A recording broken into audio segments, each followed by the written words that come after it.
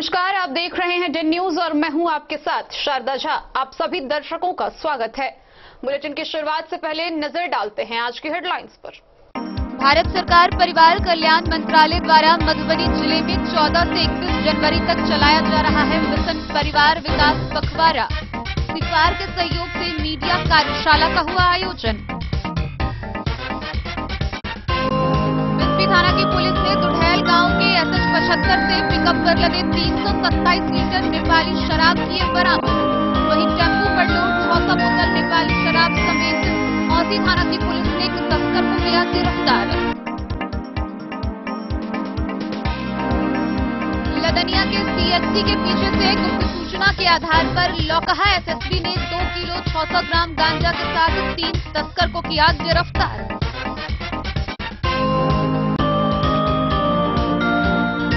प्राथमिक स्वास्थ्य केंद्र के प्रभारी चिकित्सा पदाधिकारी डॉक्टर रियाज अहमद की दिल्ली के गंगाराम हॉस्पिटल में कोरोना के कारण हुई मौत।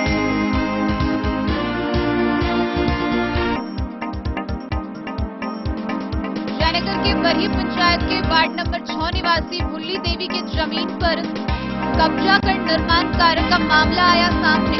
पीड़िता ने न्याय की आस में जयनगर थाने में दिया आवेदन।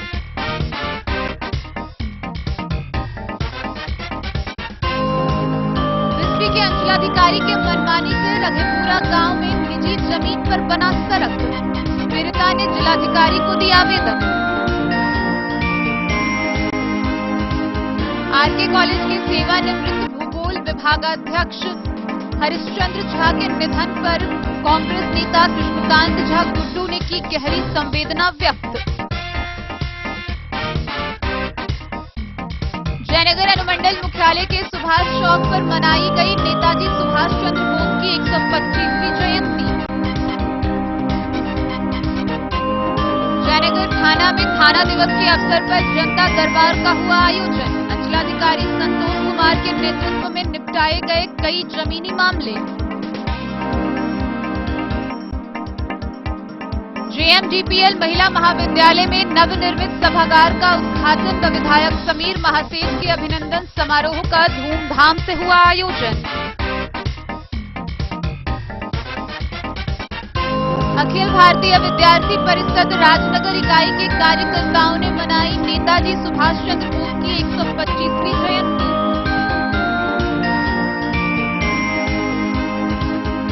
अयाची नगर युवा संगठन के द्वारा छात्र छात्राओं के बीच विभिन्न प्रतियोगिता का हुआ आयोजन।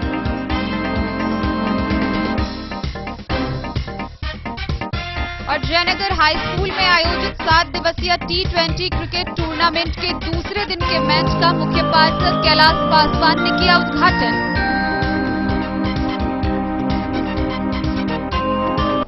खबरें अब विस्तार से। भारत सरकार परिवार कल्याण मंत्रालय के द्वारा जनसंख्या नियंत्रण को लेकर मधुबनी जिले में विगत 14 जनवरी से आगामी 31 जनवरी तक परिवार नियोजन पखवाड़ा का आयोजन किया जा रहा है। परिवार नियोजन कार्यक्रम को सफल बनाने के लिए सिफार के सहयोग से मीडिया कार्यशाला का आयोजन हुआ। गौरतलब है कि 14 से 31 जनवरी तक जिले में मिशन परिवार विकास पखवाड़ा आयोजित होगा। जनसंख्या नियंत्रण के मुद्दे पर भारत सरकार परिवार कल्याण मंत्रालय द्वारा मिशन परिवार विकास अभियान की शुरुआत की गई है। यह अभियान जिले में 14 जनवरी से शुरू हो चुका है, जो 31 मार्च तक चलेगा। ये बातें civil surgeon doctor Sunil Kumar Jha ने शनिवार को सदर अस्पताल के सभागार में centre for advocacy and research के सहयोग से मिशन परिवार विकास अभियान सह संचार अभियान एवं कोविड-19 टीकाकरण विषय पर जिला स्वास्थ्य समिति द्वारा आयोजित मीडिया कार्यशाला के दौरान कही। मिशन परिवार विकास अभियान के तहत जिले में स्वास्थ्य विभाग के द्वारा विभिन्न कार्यक्रमों का आयोजन किया जा रहा है। कार्यशाला का उद्घाटन civil surgeon doctor Sunil Kumar Jha के द्वारा दीप प्रज्वलित कर किया गया। Centre for advocacy and research के राज्य कार्यालय से एएसपीएम रंजीत कुमार के द्वारा सभी अतिथियों एवं प्रतिभागियों का स्वागत किया गया। सिविल सर्जन ने बताया कि अभियान के दौरान आम जन में जागरूकता लाने के लिए सही उम्र में शादी, शादी के बाद कम से कम 2 साल के बाद पहला बच्चा, 2 बच्चों में कम से कम 3 साल का अंतराल व प्रसव के बाद या गर्भपात के बाद परिवार नियोजन के अस्थायी एवं अस्थायी साधनों पर जोर दिया जाएगा। सिविल सर्जन ने बताया कि महिला बंध्याकरण से पुरुष नसबंदी बेहतर है। पुरुष नसबंदी और स्त्री नसबंदी में किसी एक को चुनना हो तो पुरुष नसबंदी को चुनना बेहतर होगा। पुरुष नसबंदी का ऑपरेशन आसान है, इसमें अस्पताल में भर्ती होने की भी जरूरत नहीं पड़ती। ऑपरेशन के बाद पुरुष चलकर भी घर जाने की हालत में रहता है। पुरुष नसबंदी गर्भ रोकने का एक अस्थायी तरीका भी है। इससे पुरुष की सिर्फ प्रजनन शक्ति को खत्म किया जाता है। सिविल सर्जन ने बताया कि अभियान के तहत प्रखंड स्तर पर परिवार नियोजन मेला आयोजित किया जा रहा है। मेला में लोगों को परामर्श के साथ निःशुल्क गर्भ निरोधक साधनों को उपलब्ध कराया जा रहा है। उन्होंने कहा कि कार्यक्रम के सफल आयोजन के लिए पंचायत प्रतिनिधियों की सहभागिता भी अनिवार्य है। मेले में परिवार नियोजन के लिए परामर्श देना, प्रसव पश्चात स्वास्थ्य देखभाल, शिशु स्वास्थ्य देखभाल, बच्चों में अंतराल की जानकारी देना व संबंधित सभी सेवाओं को समेकित रूप से एक प्लेटफॉर्म पर लाया गया है। सर्जन ने बताया कि वर्तमान में बिहार में औसतन TFR 4 बच्चे प्रति दंपति है। TFR घटाने के लिए लोगों को विभिन्न साधनों को अपनाना होगा। जनसंख्या नियंत्रण के लिए परिवार नियोजन कार्यक्रम एक कारगर माध्यम है। जिला सामुदायिक उत्प्रेरक नवीन दास ने बताया, नसबंदी कराने वाले लाभार्थी को सरकार द्वारा 3000 रुपए व उत्प्रेरक को 400 रुपए मिलता है। वहीं प्रसव के तुरंत बाद बंध्याकरण कराने पर लाभार्थी महिला को 3000 तथा उत्प्रेरक को 400 रुपए, PPI UCD बंध्याकरण पर लाभार्थी को 2000, ANM को 150, आशा को 150 का प्रसव पश्चात प्रोत्साहन राशि दिया जाता है। कार्यक्रम के दौरान care India DTL Mahendra Singh Solanki के द्वारा राष्ट्रीय स्वास्थ्य सर्वेक्षण 5 के आंकड़ों में जिले की उपलब्धियों के बारे में बताया गया, जिसमें जिले में 5 वर्षों में परिवार नियोजन के साधनों को अपनाने में 30.9% की बढ़ोतरी हुई है। परिवार नियोजन के आधुनिक साधनों के इस्तेमाल में 23.3% की वृद्धि हुई है। पहले की तुलना में अंतरा इंजेक्शन और कंडोम का इस्तेमाल भी बढ़ा है। बीते 5 सालों में मधुबनी जिले में 47.4% महिलाओं ने परिवार नियोजन के किसी भी साधन को अपनाने में दिलचस्पी दिखाई है। राष्ट्रीय परिवार स्वास्थ्य सर्वेक्षण 4 के अनुसार पहले 16.5% महिलाएं ही परिवार नियोजन के किसी भी साधन को अपना रही थी, जो राष्ट्रीय परिवार स्वास्थ्य सर्वेक्षण 5 के अनुसार अब बढ़कर 16.5% से 47.4% हो गई है। वर्ष 2015-16 में केवल 16.2% महिलाएं ही परिवार नियोजन के आधुनिक साधनों का इस्तेमाल करती थी, जो वर्ष 2019-20 में बढ़कर 39.5% हो गई। परिवार नियोजन के किसी भी साधन को अपनाने में लगभग 30.9% की वृद्धि व आधुनिक साधन को अपनाने में 23.3% वृद्धि दर्ज हुई है। ACMO डॉक्टर सुनील कुमार द्वारा बताया गया कि परिवार नियोजन के लिए उपलब्ध साधन के उपयोग में बारे में बात करने में अभी भी लोगों को, खासकर महिलाओं को बहुत झिझक होती है। इसलिए इस अभियान के दौरान आशा दीदियों व आंगनबाड़ी कार्यकर्ता के माध्यम से समुदाय स्तर पर सास बहू सम्मेलन आयोजित कर परिवार नियोजन की जानकारी व सरकार द्वारा निःशुल्क प्रदान की जाने वाली सेवाओं की जानकारी उपलब्ध कराई जाएगी। दंपतियों को बताया जाएगा कि 2 बच्चों के बीच अंतराल रखने के लिए उपलब्ध साधन जैसे गर्भ निरोधक गोली व इंजेक्शन व बाकी अन्य साधन कहां से मिलेगा। चूंकि परिवार नियोजन को लेकर सही समय पर उचित परामर्श दिया जाएगा। कार्यशाला आयोजन के मौके पर जिला प्रतिरक्षण पदाधिकारी डॉक्टर विश्वकर्मा ने जिले में चलाए जा रहे कोविड-19 टीका के बारे में जानकारी देते हुए बताया कि जिले में अब सोमवार और गुरुवार को ही टीकाकरण किया जाएगा।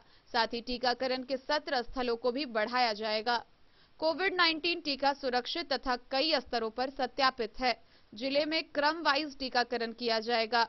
प्रथम चरण में स्वास्थ्य कर्मियों को दिया जा रहा है, उसके बाद फ्रंटलाइन वर्कर तथा तीसरे चरण में 50 वर्ष तक के लोगों को दिया जाएगा।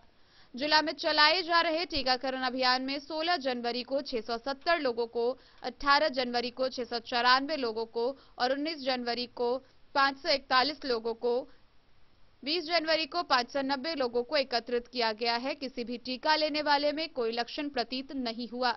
कार्यशाला में मीडिया प्रतिनिधियों के साथ साथ जिला कार्यक्रम प्रबंधक दयाशंकर निधि, जिला सामुदायिक उत्प्रेरक Naveen Das, UNICEF SSC Pramod Kumar Jha, CFAR के assistant state programme manager Ranjit Kumar के साथ साथ जिला स्वास्थ्य समिति के अन्य कर्मी मौजूद रहे। करीब करीब 140 करोड़ की आबादी हमारे राष्ट्र की है। विश्व में हम लोग दूसरे नंबर पर हैं आबादी के मामले में, चाइना के बाद। 2.4% भूभाग को लेकर 21% की आबादी को हम लोग सपोर्ट कर रहे हैं। ये बहुत बड़ा मिसमैच है। एक टर्म होता है carrying capacity. Carrying capacity means हम लोग कितने लोगों को संभाल पाएंगे इस धरती पर। जैसे कि कोई छोटा परिवार है जिसका आमदनी बहुत कम है, वो कितना सपोर्ट करे। तो इस तरह से नेशन का कैरिंग कैपेसिटी है, वो कैरिंग कैपेसिटी कंप्रोमाइज हो रहा है इस बढ़ती आबादी को। तो इसीलिए small family norm, family planning का जो नेशनल पॉलिसी है उसको अडॉप्ट करना इसीलिए आवश्यक है कि हम लोग कैरिंग कैपेसिटी के विधीन रहे। एक और टर्म होता है डेमोग्राफी में, उसको बोलते हैं demographic bonus and demographic burden. ये सौभाग्य की बात है कि हम लोग की जो आबादी है उसमें अगर किसी राष्ट्र में अगर अर्निंग पॉपुलेशन में 16-17 साल से कम के बच्चे या फिर 65 साल से अधिक के बुजुर्ग व्यक्ति की संख्या ज्यादा हो और जो अर्निंग पॉपुलेशन है उसकी संख्या कम हो, तो उस स्थिति को बोलते हैं डेमोग्राफिक बर्डन। मीन्स कि हमको सपोर्ट करने में मेरा ज्यादा जितना इकोनॉमी हम लोग कमा रहे हैं वो उसी को सपोर्ट करने नहीं खर्च होगी। ये सौभाग्य है कि हमारा इंडिया अभी डेमोग्राफिक बोनस के फेज में। हमारा जो डेमोग्राफिक जो पिरामिड होता है वो बेस जहां पर अर्निंग करने वाले व्यक्तियों की संख्या ज्यादा है और बुजुर्ग और बच्चे भी कम है। बट इसलिए भी उनको डेमोग्राफिक बोनस देने में ये अच्छी बात है कि हमारे पास अर्निंग हैंड ज्यादा है। स्टार्ट हुआ पहले हफ्ता 4 दिन 4 वर्किंग डे में ये हुआ।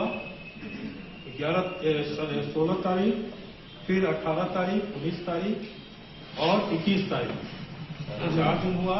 हर दिन हर सेंटर पर 100 बेनिफिशियरी का टारगेट था। इस तरह से एक दिन में 1100 बेनिफिशियरी का टारगेट था और 4 दिन में 4400।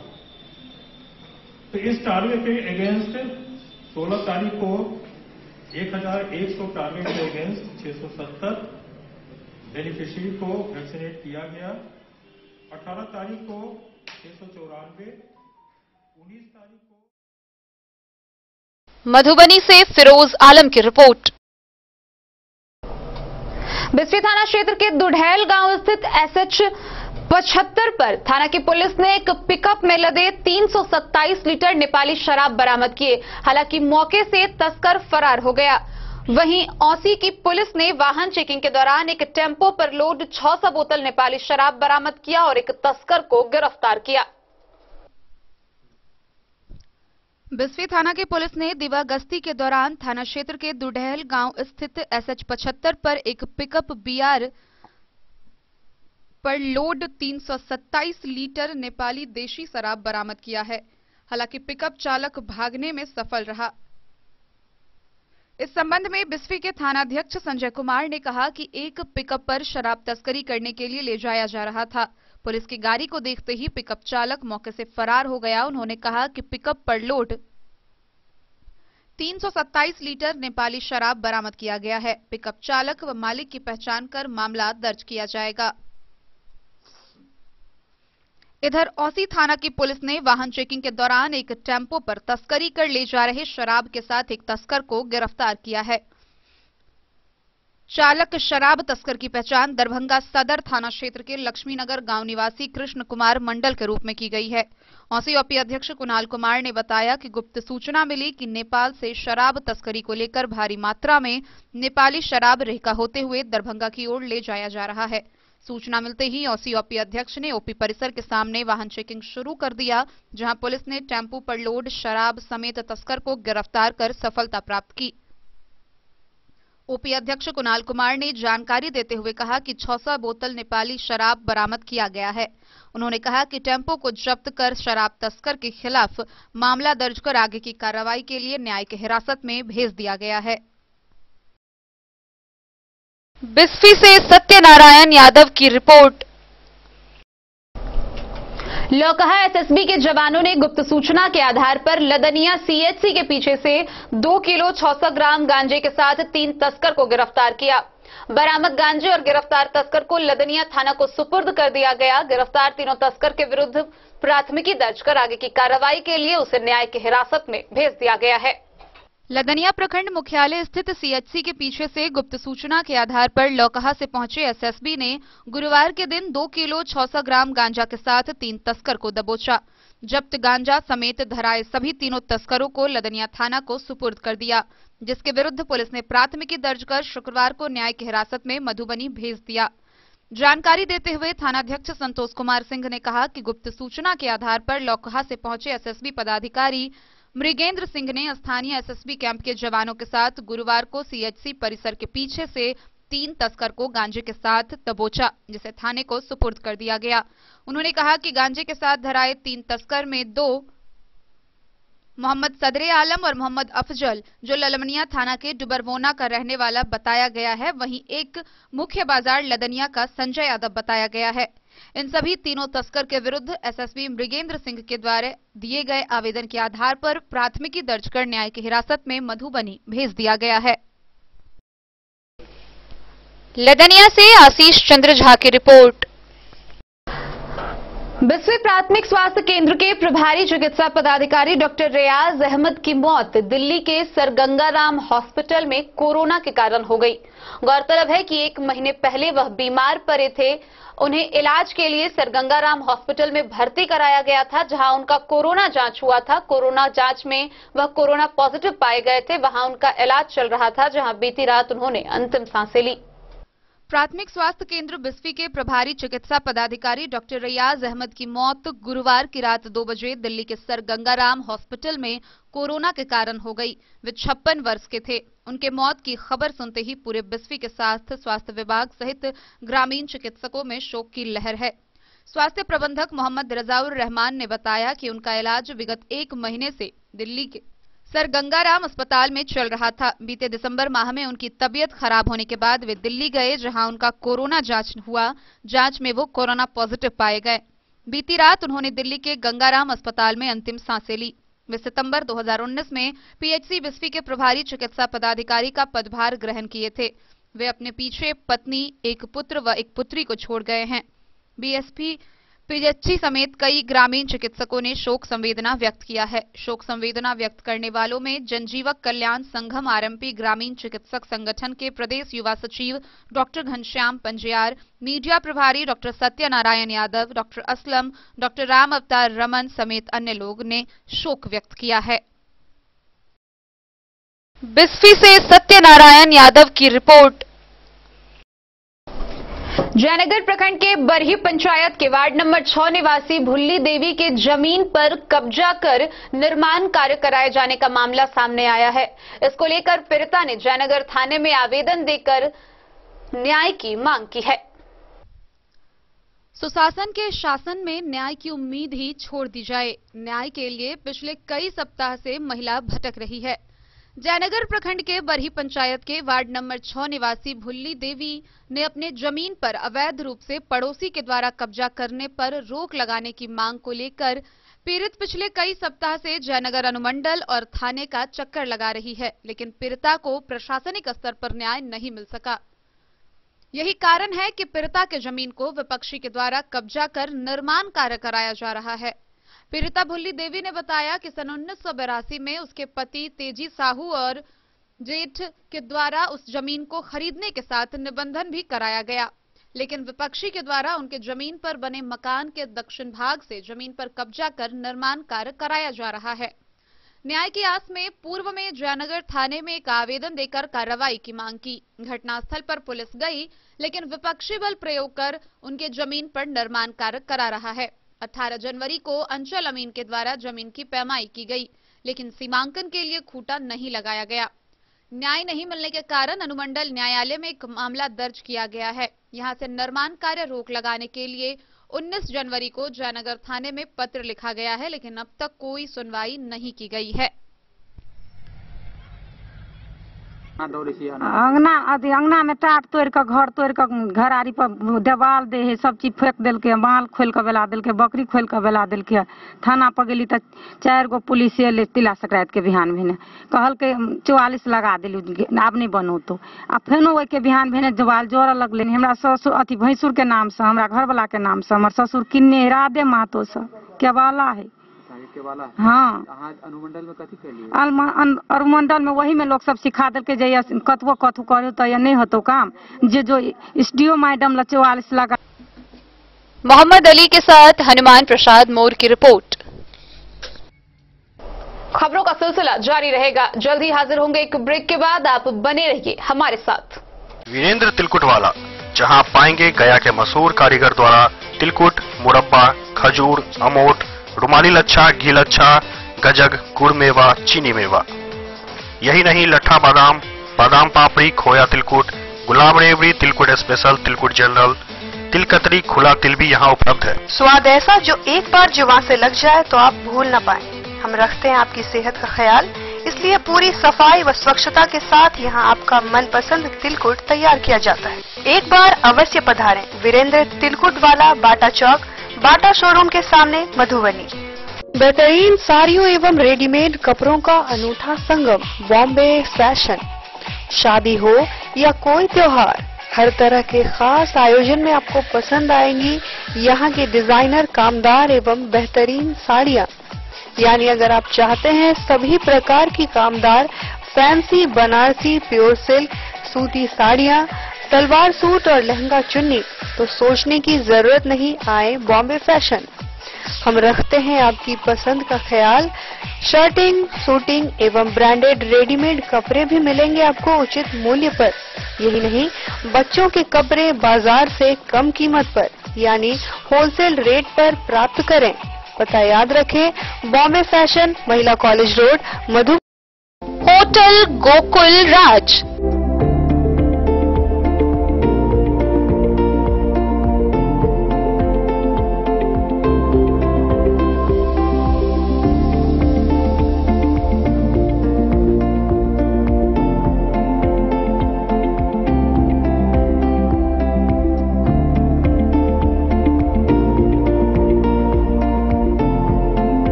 शहर के भीड़ भाड़ से दूर, शांति और सुकून से भरे वातावरण में मधुबनी शहर के लहरियागंज वार्ड नंबर 1 में पूरे मिथिलांचल क्षेत्र का सबसे भव्य होटल, होटल गोकुल राज।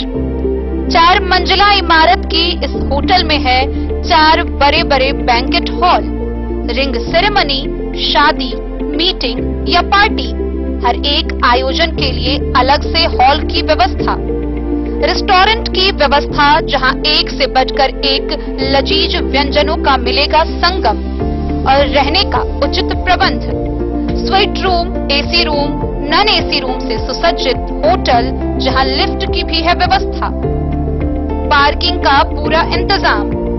तो आइए और जिंदगी में खुशियों से भरी यादें शामिल करिए। होटल गोकुल राज मधुबनी में आप लोगों का स्वागत है। होटल गोकुल राज, लहरियागंज वार्ड नंबर 1, मधुबनी। कारक कलर्स, मेसर्स विश्वनाथ कारक, लोहापट्टी, मधुबनी।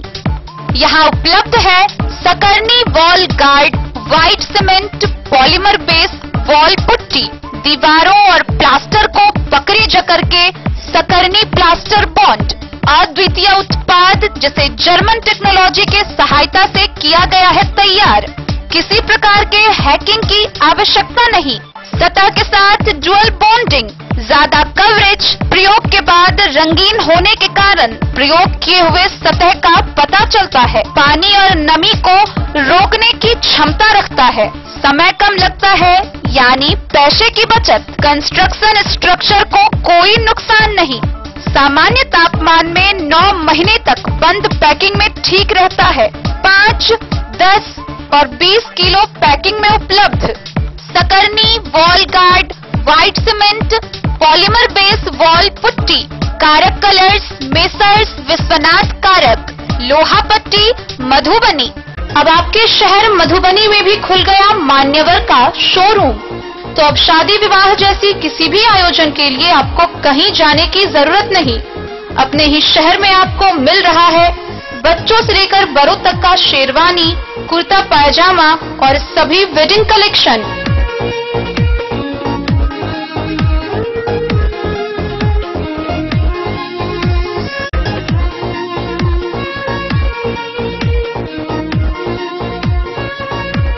तो देर न करें और जल्द पहुंचे। हमारा पता है मान्यवर शोरूम, शंकर चौक, मधुबनी। पता याद रखें, मान्यवर शोरूम, शंकर चौक, मधुबनी।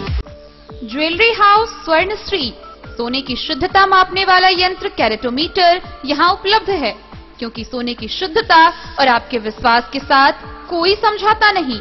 रत्न, सोना व चांदी के हर तरह के आभूषणों के लिए एक बार अवश्य आएं। लाइट वेट व बेहतरीन कारीगरी वाले गहनों का अनूठा संगम। आपका भरोसा ही है हमारी पूंजी। बिना किसी मिलावट व पूरी शुद्धता के साथ हॉलमार्क गहने आपको देना हमारा परम कर्तव्य। तो देर किस बात की, अपने मनपसंद गहनों की खरीदारी के लिए आज ही आए। पता याद रखें, ज्वेलरी हाउस स्वर्णश्री, बड़ा बाजार, मधुबनी।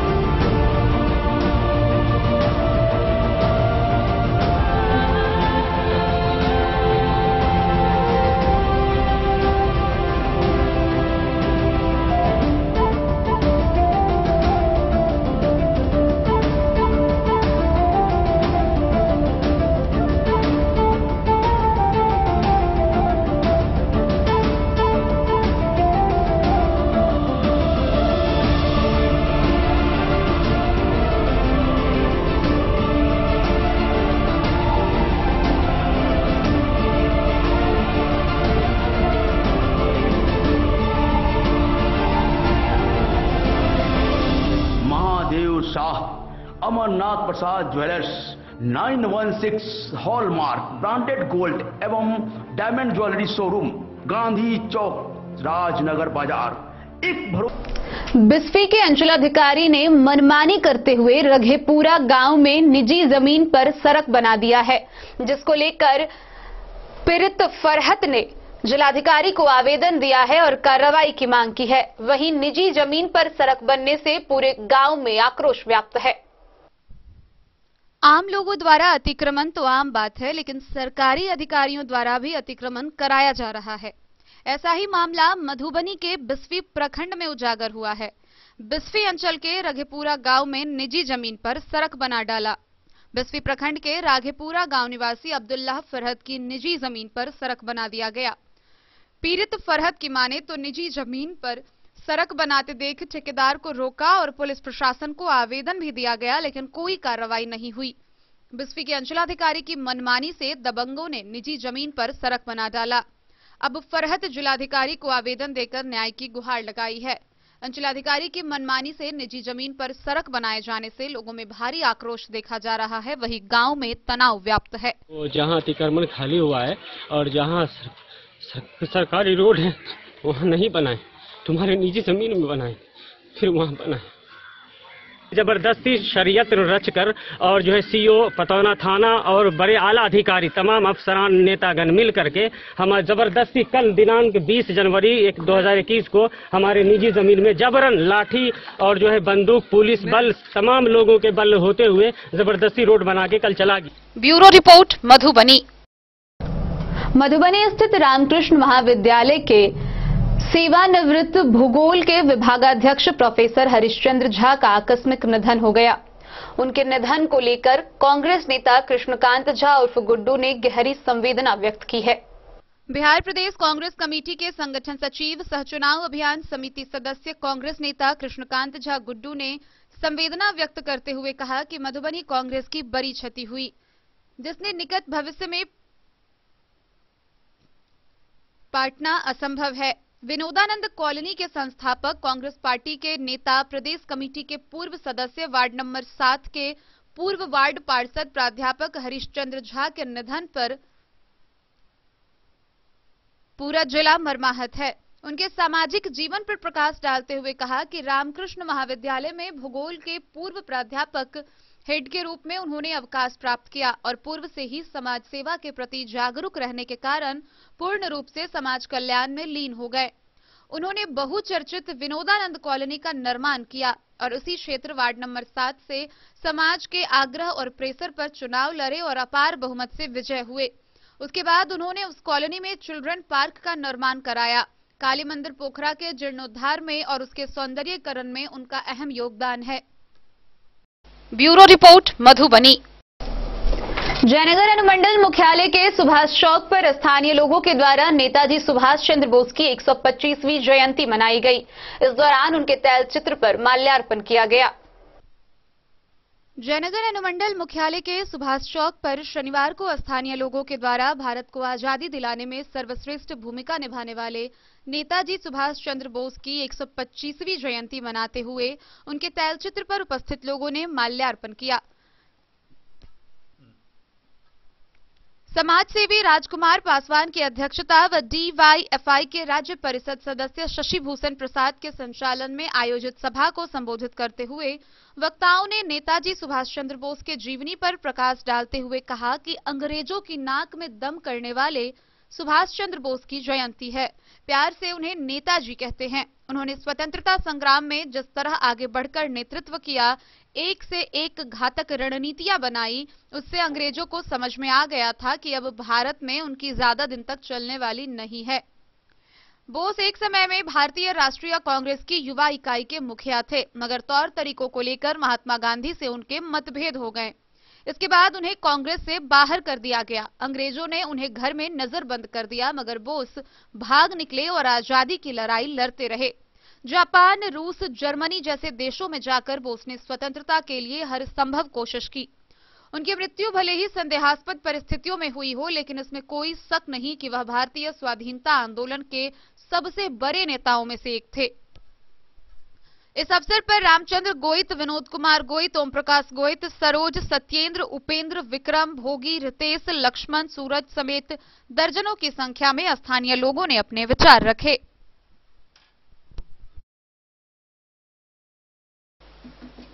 मोहम्मद अली के साथ हनुमान प्रसाद मोर की रिपोर्ट। थाना दिवस के अवसर पर जयनगर थाने में जनता दरबार का आयोजन हुआ। इस दौरान मौके पर जमीनी विवाद से संबंधित कई मामलों का निष्पादन किया गया। जयनगर थाना दिवस के अवसर पर शनिवार को जयनगर थाने में अंचलाधिकारी संतोष कुमार के नेतृत्व में थानाध्यक्ष संजय कुमार की मौजूदगी में जमीन से संबंधित कई मामलों का ऑन द स्पॉट निष्पादन किया गया। मोहम्मद अली के साथ हनुमान प्रसाद मोर की रिपोर्ट। खबरों का सिलसिला जारी रहेगा। जल्द ही हाजिर होंगे एक ब्रेक के बाद। आप बने रहिए हमारे साथ। इंद्राणी श्री शोरूम, मधुबनी शहर का पहला ऐसा शोरूम जहां आपको एक ही छत के नीचे मिलेगा तमाम बड़ी कंपनियों का लहंगा व सूट। तो शादी, मुंडन, उपनयन जैसे समारोह में आपको कहीं और जाने की जरूरत नहीं। उचित मूल्य के साथ अपने शहर में आप पाएंगे एक से बढ़कर एक डिजाइन का लहंगा व सूट। तो आज ही पधारे इंद्राणी श्री शोरूम। हमारा पता है Indrani Shri showroom, Shankar Chowk, Madhubani. Shakuntala sales DG world. Shakuntala sales DG world, यहाँ आपको मिलेगा हर तरह का इलेक्ट्रॉनिक होम अप्लायंसेज। जी हाँ, घर के जरूरत और ऐशो आराम के सभी इलेक्ट्रॉनिक उपकरण यहाँ उपलब्ध हैं। उचित मूल्य के साथ विभिन्न कंपनियों के सामानों के लिए डीजी वर्ल्ड देता है आपको विश्वसनीयता की पूरी guarantee. Whirlpool, Godrej, LG, Samsung, Sansui, Videocon सहित कई और कंपनियों के सामान उचित मूल्य पर प्राप्त करें। इतना ही नहीं, AC, LED, cooler, refrigerator, washing machine, Triveni अलमीरा, चिमनी, लैपटॉप और मोबाइल के लिए आपको कहीं और जाने की जरूरत नहीं। तो आइए शकुंतला सेल्स DG वर्ल्ड और अपने मनपसंद सामानों की खरीदारी कर अपने घर ले आइए। पता याद रखें, Shakuntala sales, DG world, head post office road, Madhubani. यहाँ सभी इलेक्ट्रॉनिक अप्लायंसेज में 0% के इंटरेस्ट पर बजाज फाइनेंस के द्वारा EMI पर खरीदारी की सुविधा उपलब्ध है। Test book presents test book pass for all government job aspirants. So चाहे आप ऑनलाइन कोर्सेज की हेल्प से अपने कॉन्सेप्ट्स क्लियर करना चाहते हैं या ऑनलाइन मॉक टेस्ट से प्रैक्टिस करना चाहते हैं, तो test book pass is for you. Test book pass offers complete preparation with 3500 plus mock tests, 100 plus online courses for over 100 plus exams. And to improve your speed, accuracy and faster learning, you will also get 500 plus tips and tricks videos, 30 plus test attempt strategy sessions, 1000 plus practice sets and quizzes, 500 plus PDF study notes. Textbook Pass is your full pass for complete preparation for all your exams. Till now, 37,000 plus students got selected using Textbook. You could be next. So to achieve your goal, kickstart your complete preparation with Textbook Pass. Break के बाद एक बार फिर आप सभी दर्शकों का स्वागत है। आगे बढ़ने से पहले नजरें एक बार हेडलाइंस पर। भारत सरकार परिवार कल्याण मंत्रालय द्वारा मधुबनी जिले में 14 से 21 जनवरी तक चलाया जा रहा है मिशन परिवार विकास पखवाड़ा। सरकार के सहयोग से मीडिया कार्यशाला का हुआ आयोजन। बिस्फी थाना की पुलिस ने दुधैल गांव के SS75 से पिकअप पर लगे 327 लीटर निर्वाली शराब किए बरामद। वहीं टेम्पो पर लोग 600 बोतल निर्वाली शराब समेत मौसी थाना की पुलिस ने एक तस्कर को किया गिरफ्तार। लदनिया के CHC के पीछे से गुप्त सूचना के आधार पर लौकहा SSB ने 2 किलो 600 ग्राम गांजा के साथ 3 तस्कर को किया गिरफ्तार।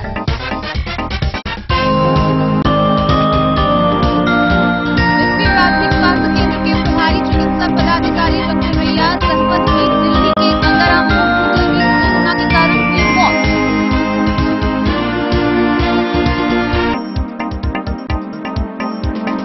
जयनगर के बही पंचायत के वार्ड नंबर 6 निवासी मुरली देवी की जमीन पर कब्जा कर निर्माण कार्य का मामला आया सामने। पीड़िता ने न्याय की आस में जयनगर थाने में दिया आवेदन।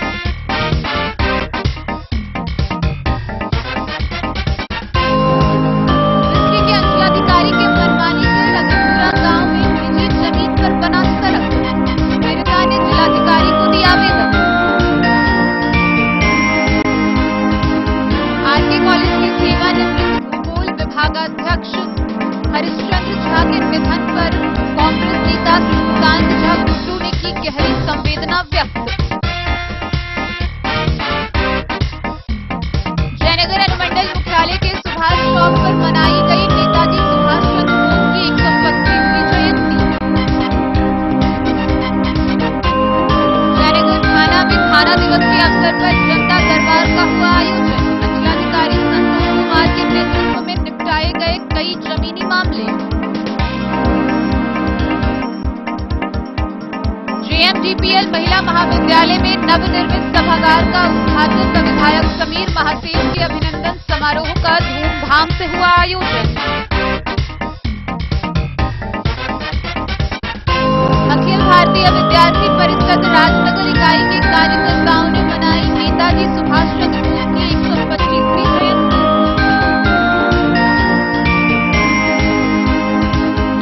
अयाची नगर युवा संगठन के द्वारा छात्र छात्राओं के बीच विभिन्न प्रतियोगिता का हुआ आयोजन।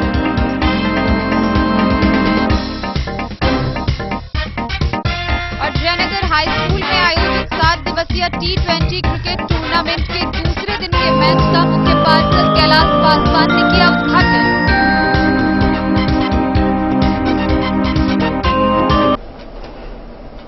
मधुबनी स्थित JMGPL महिला महाविद्यालय में नवनिर्मित सभागार का उद्घाटन व विधायक समीर महासेठ के अभिनंदन समारोह का धूमधाम से आयोजन हुआ। इस दौरान कॉलेज के सभी प्रोफेसर व कई छात्राएं उपस्थित रहीं।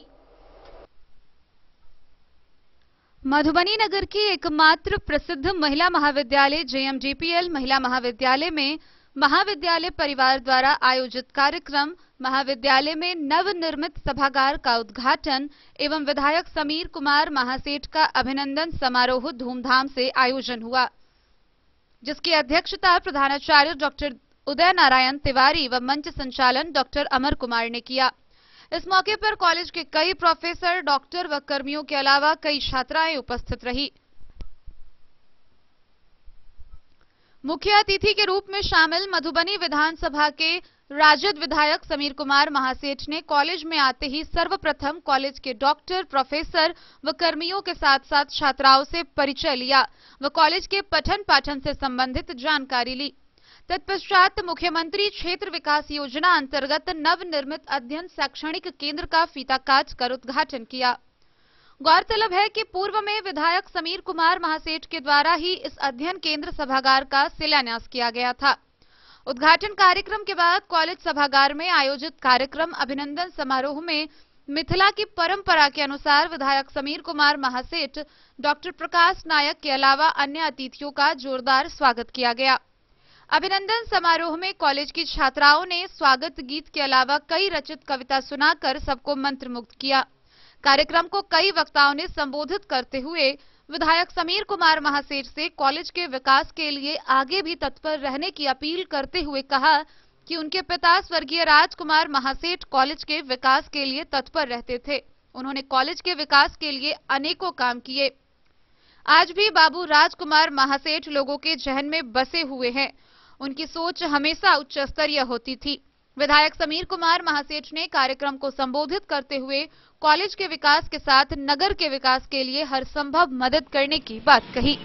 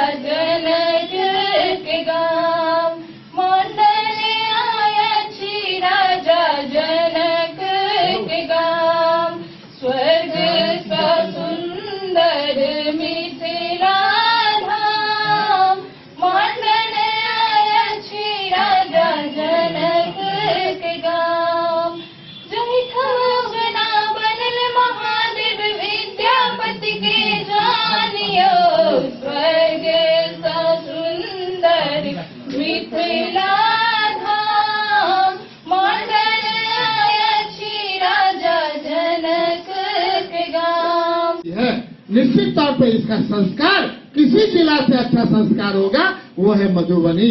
उसकी का सोच हम लोग बनाते हैं। तो मेरा मानना है उस सोच के साथ फिर आज हम ये कहेंगे, एक नहीं आप 1 दर्जन प्रोग्राम बनावे। डाटा को आएंगे, लोग देंगे, सही प्लानिंग आप करें। निश्चित तौर पे हम कह सकते हैं कि अगला जो प्लानिंग होगा मैं अनाउंस कर दिया, मैं दूंगा। साथ में अलग अलग लोगों को पकड़ूंगा कि हे MP साहब जिनका क्षेत्र है, हे राज्यसभा के सदस्य जिनका क्षेत्र है, हे विधान परिषद के सदस्य जिनका क्षेत्र है, आओ आप दे सकते हो। अब सबों को इनवाइट करेंगे। आपके यहाँ लाइन लग जाएगा। क्या करना है आप प्लानिंग तो करिए। आप जब प्लानिंग कर लेंगे तो एक समय आएगा कि ये जो हमने कहा जिसका नींव मजबूत होगा उसी पर न 3rd फ्लोर बनेगा। ये हमारे भूकंप क्षेत्र है। 5.6 सेक्टर तो हमारा रिएक्टर पर ये है मधुबनी। इसको भूलना नहीं है। हमको प्लानिंग करना पड़ेगा कि जो पाइलिंग स्ट्रक्चर के साथ बनेगा वही 3 मंजिल तक बने। अन्यथा अगर हम तोड़ करके बनाता है तो निश्चित तौर पर 6 मंजिल विथ लिफ्ट सिस्टम सारे लोग को ध्यान में रखते हुए हम नए प्लानिंग के साथ बना दें। आवश्यकता उस बात के लिए है, हम एक एक से कहेंगे तो 25-25 लाख रुपया दे दो, हो सकता है कि 2-3 करोड़ रुपया मिल जाए। अगर 15-15 लाख एमएलए है, एमएलसी है, राज्यसभा सदस्य है, इस बार जो आपकी प्लानिंग है उसके हिसाब से मांगेंगे, आपको लोग देते चले जाएंगे।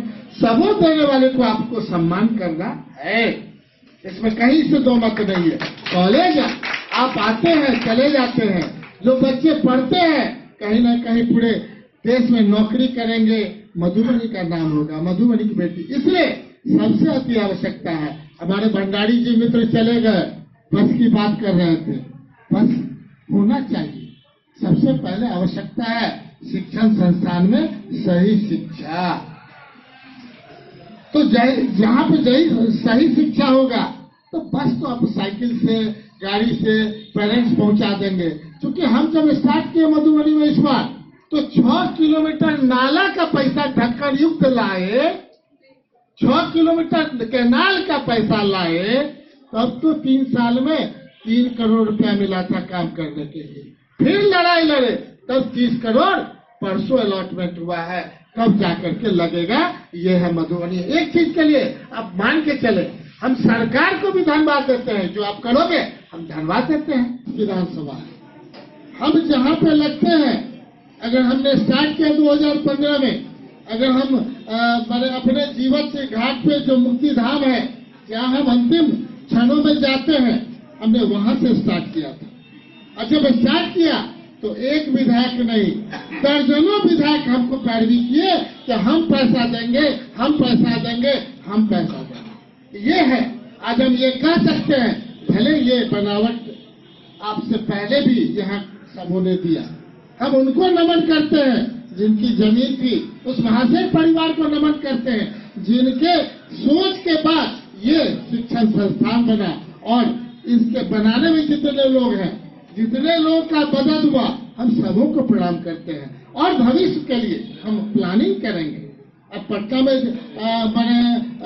जो कॉलेजेज है, महिला कॉलेज, आप जानते होंगे पहले के हॉस्टल किराए के मकान से चला, जेडी विमेंस कॉलेज। बाद में वो 3 एकड़ की प्लानिंग आदरणीय लालू प्रसाद जी के समय में किया गया और सबसे प्राइम लोकेशन पर दिया गया। आज हम यही भविष्य की परिकल्पना करें। आज भले जो जहाँ है, जिनके द्वारा, जिनके लिए और हमारे भविष्य मधुबनी के बच्चों के लिए बना, तो ये तो एक एक परिवार के, अगर 100 वर्ष का इतिहास अगर लिखा जाएगा तो आरके कॉलेज, सूरी स्कूल, और इसका भी इतिहास होगा कि भले धर्मशाला था, लेकिन 100 वर्ष पुराना इतिहास रहा है।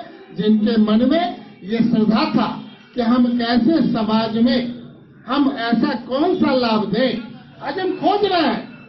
हम अपने विधानसभा में खोज रहे हैं, जब एमएलसी पे पूरे जिला में खोज रहे थे कि कैसे कॉलेजेस बने।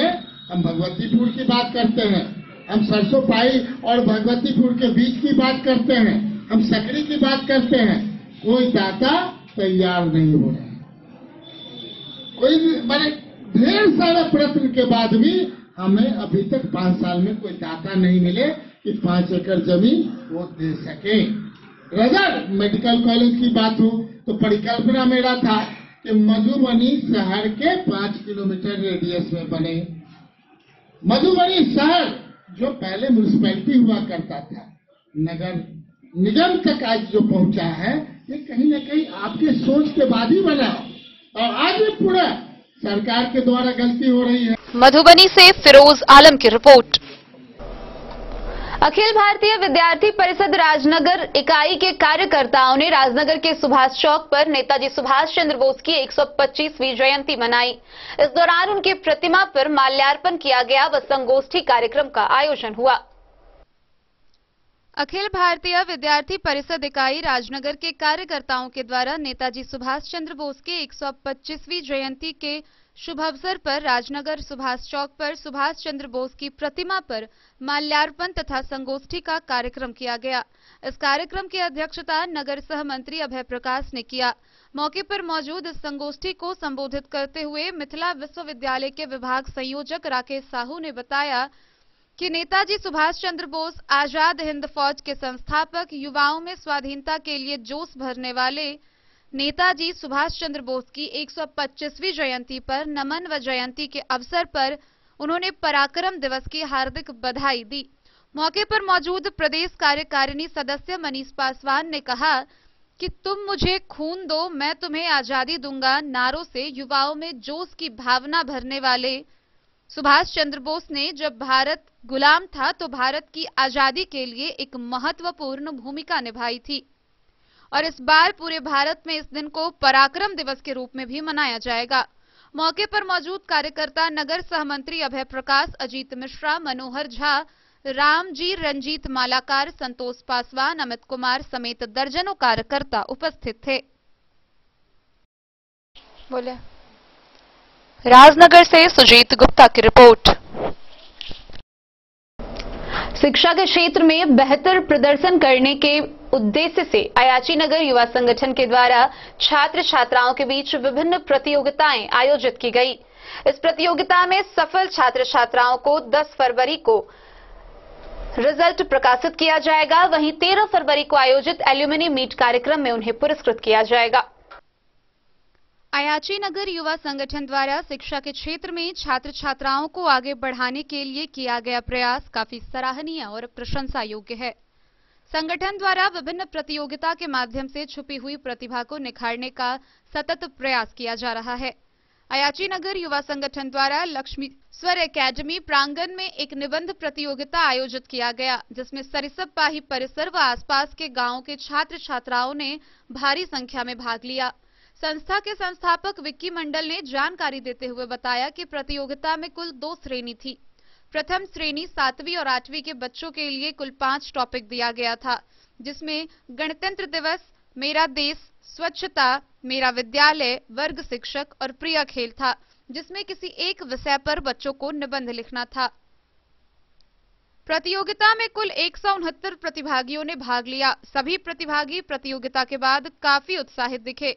इस प्रतियोगिता का रिजल्ट 10 फरवरी को प्रकाशित किया जाएगा। सभी सफल प्रतिभागियों को 13 फरवरी को आयोजित एल्यूमिनी मीट कार्यक्रम में पुरस्कार प्रदान किया जाएगा।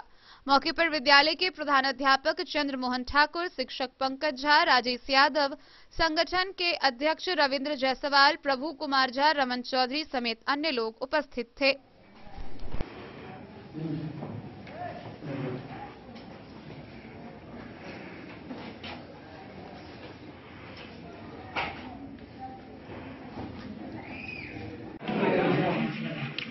की नाम छी अहाँके?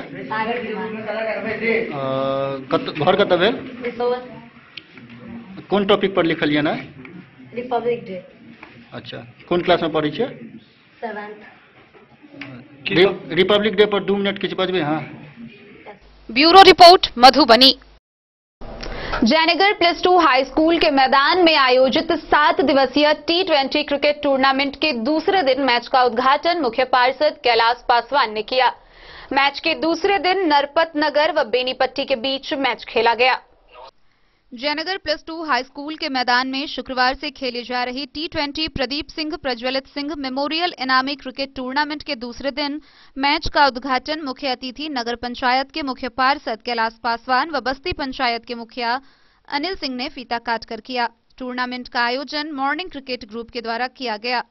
इस 7 दिवसीय T20 टूर्नामेंट के दूसरे दिन का मैच नरपत नगर व बेनीपट्टी के बीच खेला गया। टॉस जीतकर बेनीपट्टी की टीम ने फील्डिंग करने का निर्णय लिया। अंपायरिंग गुलाब साहब व पंकज के द्वारा की गई।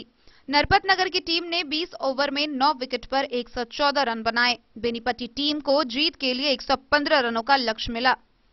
टूर्नामेंट में नारायण यादव, उद्धव कुमार, राजकुमार साह समेत कई लोग व सैकड़ों की संख्या में दर्शक मौजूद थे। कमेंटेटर के रूप में प्रभाकर कुमार कर्ण व मोहम्मद अमजद ने अहम भूमिका निभाई। आज यहाँ पे कमेंट्री कर रहा हूँ, ये सब उन्हीं का देन है। मैं उनको अपनी तरफ से धन्यवाद के पात्र प्रभाकर जी चली थी बीजेपी गगन के लिए। वहीं पे दबाव बढ़ अच्छी गेंद, काफी अच्छी मुकाबला दोनों ही टीमों के बीच, बेनीपट्टी और नरपत नगर के। सेम बिल्कुल जिस तरह से बेनीपट्टी ने नरपत नगर को पहले 6 ओवर में पावर प्ले में बांध। मोहम्मद अली के साथ हनुमान प्रसाद मोर की रिपोर्ट। आज के इस बुलेटिन में फिलहाल इतना ही। कल फिर हाजिर होंगे नए खबरों के साथ। तब तक दीजिए पूरी टीम को इजाजत। नमस्कार।